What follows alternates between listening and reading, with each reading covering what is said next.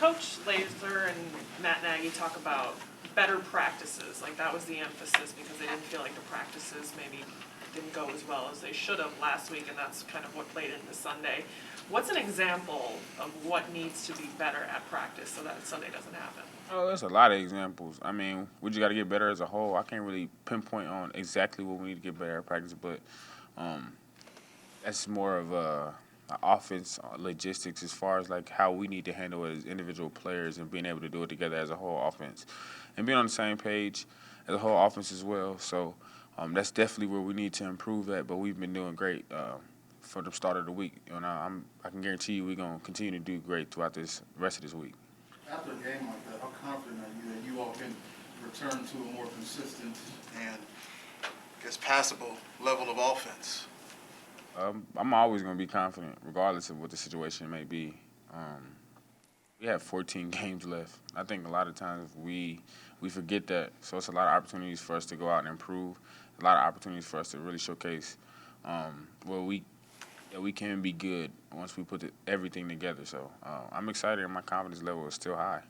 David, what did you learn about Justin, both in the moment on Sunday and then how he's responded this week? Like I said, he's a very composed individual. He continues to show me how composed and calm he is under rapid and pressure situations. So, like I said, that's a rare thing to find in somebody so young.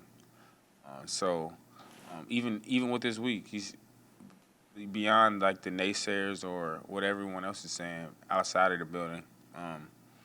He's still composed. So that's the biggest thing you see out of him. On Tuesday, when Matt asked for input from the players, without getting into too many specifics, did you offer one up? And what does that do for the room if it is collaborative like that? Yeah, I did. It does a lot. It creates accountability and allow us to have a voice. And Coach Nagy, he allowed us to do that. Did that make the players feel more like they're part of the deal? Do you know what I mean? Yeah.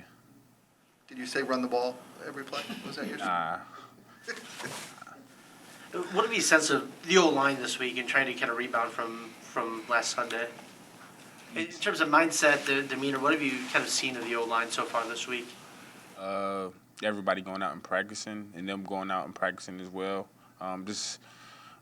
You kind of go see what we did well and what we didn't do well, and whatever we didn't do well, we just try to, correct it.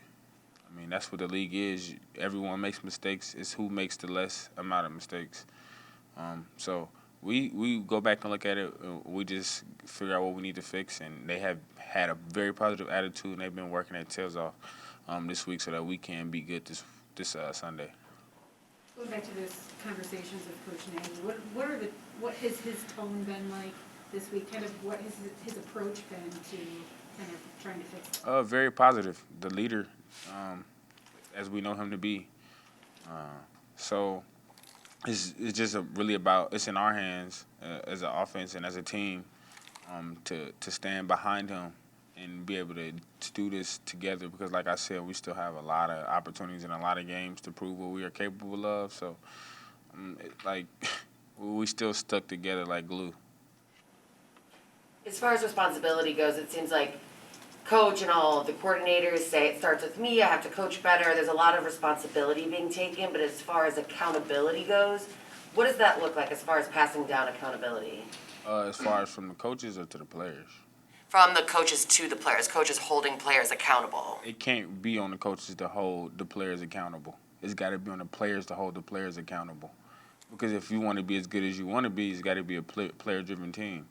And as much as the coaches can take accountability for what happened on Sunday, the coaches wasn't out there playing. It was on us as an offense, on us as a team to get the job done. The play don't make the play. The player makes the play. So as much as